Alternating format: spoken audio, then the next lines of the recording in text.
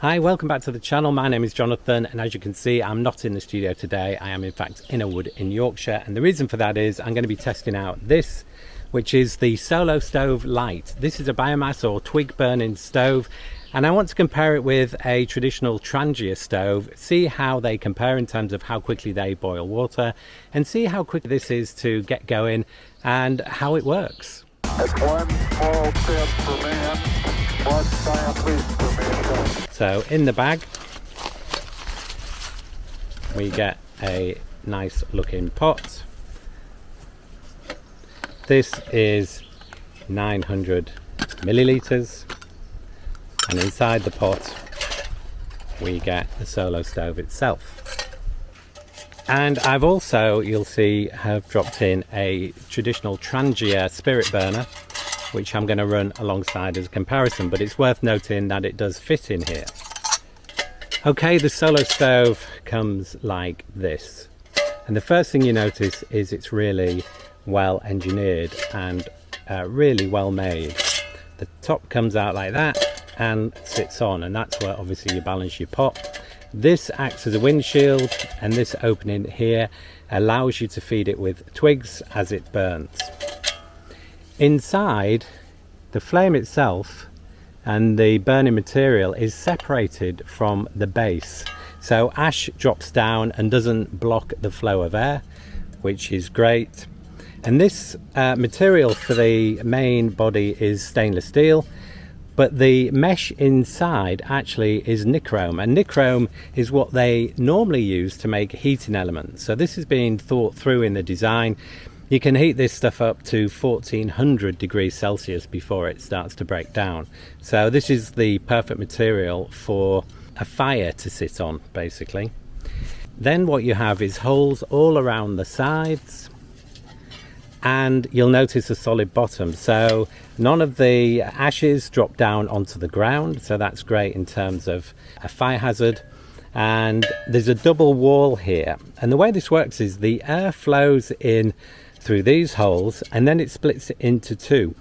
Some of it comes out just below that nichrome grate there, that wire holding the fire in place, and air comes out just beneath that and then starts to provide oxygen to the fire from below. Then it gets more interesting because you'll notice these holes around the top, and some of that air that comes in from the bottom flows up and out of those holes and then starts to feed the fire from above with heated air or heated oxygen, and that is called gasification. And that gasification is when the smoke actually starts to burn. So it should burn really efficiently, both with air from below and air effectively injected in to the flame itself, which is heated air, and that combination should provide a really strong flame and allow you to heat the contents of your pot really quickly. And that's what we're going to find out here. So here we are in the wood.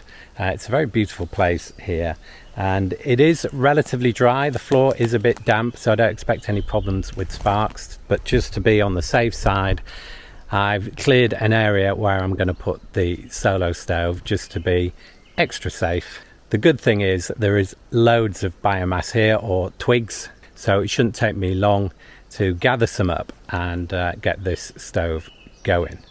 Here are the dimensions and the weight of the Solo stove itself, and the weight and dimensions for 900 milliliter pot. These come separately, but you can buy them together as a set. So first of all, I'm going to use the Trangia burner. That's the easiest to set up. We have it here. It sits nicely in the Solo stove, and then I'm going to use a lighter to light it because I've got one. I've also got other forms of lighting a fire if this was to fail, including a Exotac fire steel, and also in the Victorinox here I've got a mini ferro rod and some tinder if that was ever needed. So I've got a couple of options when it comes to lighting a fire, but a lighter, if you remember to bring one, is your best bet. This one is pink, which means nobody else nicks it. And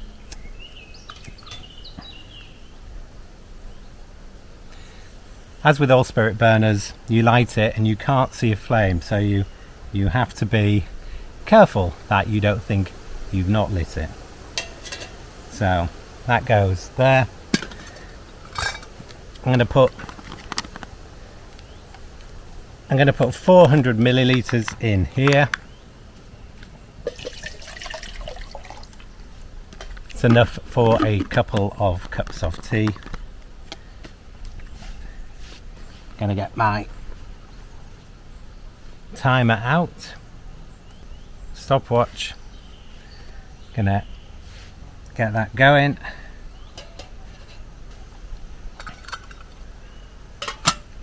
There's not a huge amount of water in here.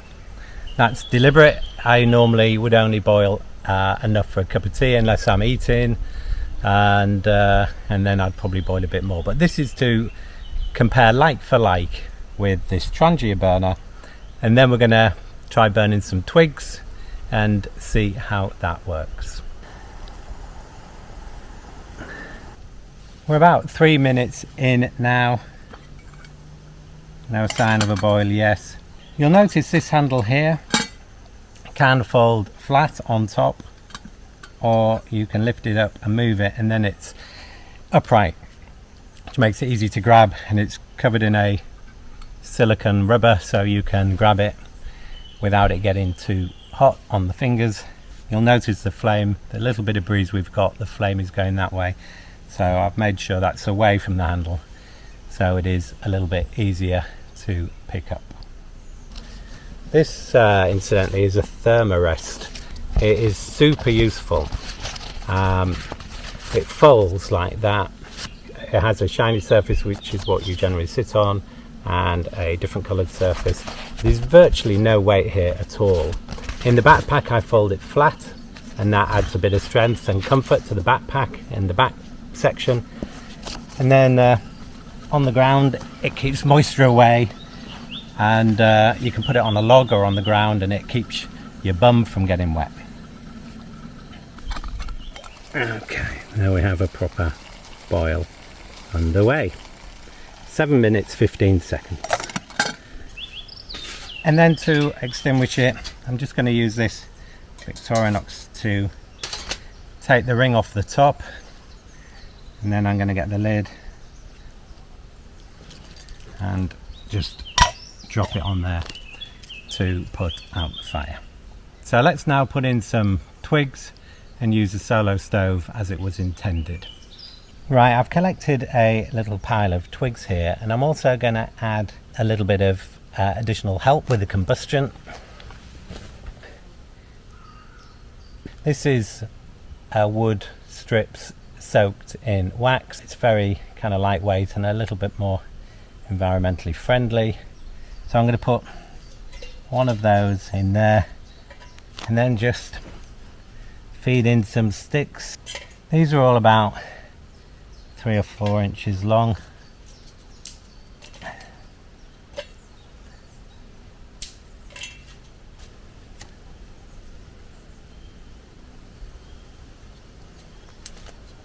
So you'll notice I've used a little bit of tin foil here.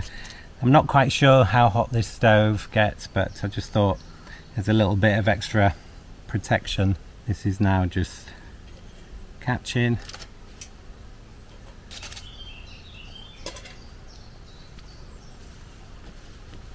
In the meantime, this is cooled down from before.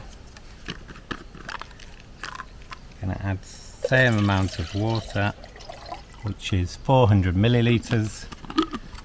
I've seen a lot of stoves tested, and a lot of people like the Firebox Nano. That is literally a box. It can be titanium or steel. It folds flat and it's very lightweight, and that's the real benefit of that particular setup.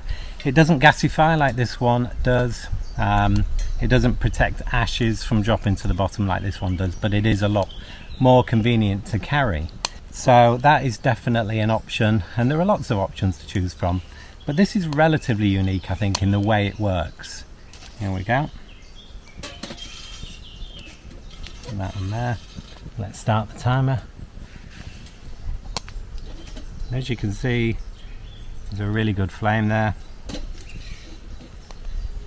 Just going to continue to feed a fire by putting some bits of twig in there as we go. So I imagine if you are on maybe a through hike and it's the end of a long section and maybe it's damp or raining and you just want to get some water going so you can eat, you know, this might be a little bit too fiddly. You know, you're relying on picking up twigs along the way or finding some when you get there. That's not always going to be possible. So I think the gas and something like a pocket rocket is probably a practical choice for that situation. The Trangia is not a bad choice, but again, you've got to carry fuel with you. This really works as a survival type stove when you maybe aren't going to be able to identify places where you can get fuel, be it spirit or gas. This will get you out of a problem in those sort of situations. There does seem to be a lot of heat built up by this. I've only used a small amount of twigs so far.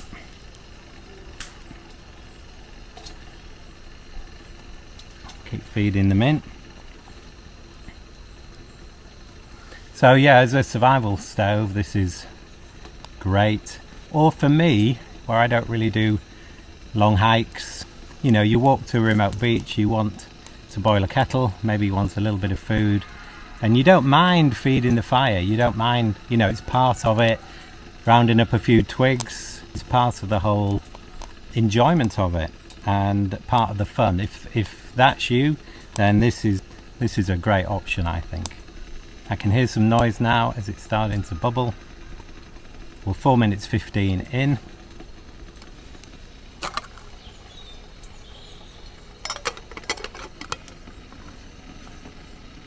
I did let the fire die down a little bit there, so I think the trick is to keep feeding it.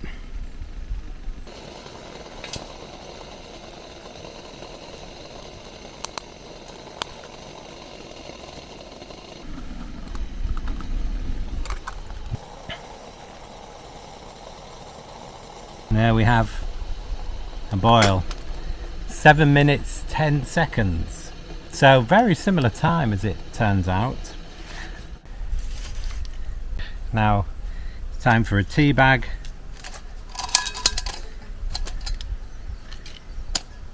Get some water in there.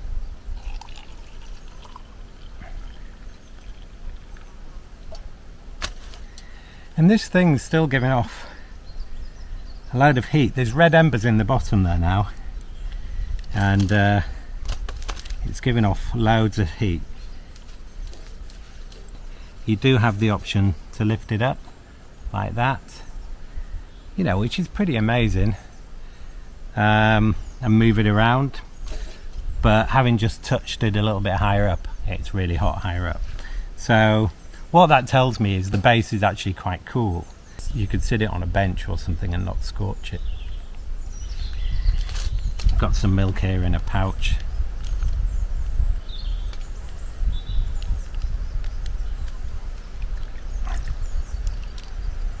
And I have here a little bit of sugar. Just sprinkle in. And if you have these little pots, the O-ring seal keeps the moisture out.